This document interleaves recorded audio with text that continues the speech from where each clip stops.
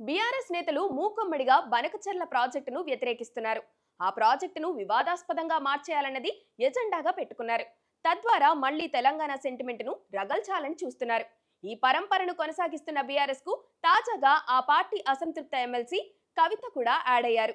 ఆమె చేపట్టిన మహాధర్నాలో బనకచెర్లపై మాట్లాడారు.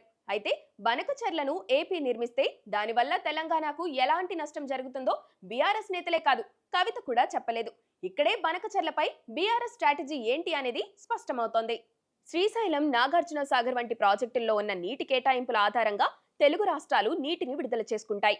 ఈ రెండింటి నుంచి నీటిని తరలించుకునే ప్రాజెక్టులు నిర్మించుకోవాలంటే తప్పనిసరిగా కేంద్ర జలవనరుల శాఖ నుంచి అనుమతులు తీసుకోవాలి. కానీ ఎక్కడా నిల్వ ఉండని వరదలు వచ్చినప్పుడు సముద్రంలోకి పోయే నీటిని మళ్లించుకునేందుకు ఏపీలో బనకచెర్ల ప్రాజెక్టును నిర్మిస్తున్నారు.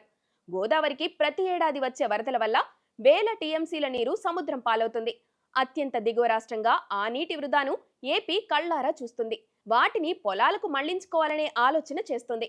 ఒకవేళ అలా చేయకపోతే ఆ నీరు సముద్రంలోకి పోతుంది, కానీ తెలంగాణలోకి కాదు. గోదావరి, కృష్ణా నదీ జలాల కేటాయింపుల విషయంలో వివాదాలు ఉండొచ్చు, కానీ ఇప్పటికీ అమల్లో ఉన్న ఒప్పందాలు అలానే ఉన్నాయి.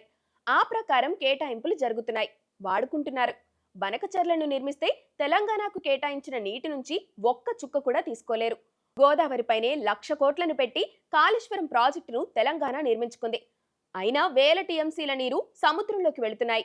అది ఎగువన కట్టారు అంటే వారి ఎత్తు పోసుకోగలిగినంత ఎత్తు పోసుకున్న తర్వాతనే దిగువకు వస్తాయి, అంటే ఏపీకి వస్తాయి. మరి ఆ వరద నీటిని ఏపీ వాడుకుంటే ఎందుకు వివాదం చేస్తున్నారనేది ప్రధాన ప్రశ్న. ఉమ్మడి రాష్ట్రంలో ప్రజల మధ్య వేషమ్యాలు పెంచి తెలంగాణ వాదానికి బలం పెంచుకోగలిగారు. కానీ ఇప్పుడు ప్రజల్లో చైతన్యం వచ్చింది. ఎవరు రెచ్చగొడుతున్నారు, ఎవరు రాజకీయం చేస్తున్నారో అందరికీ అర్థమైపోయింది.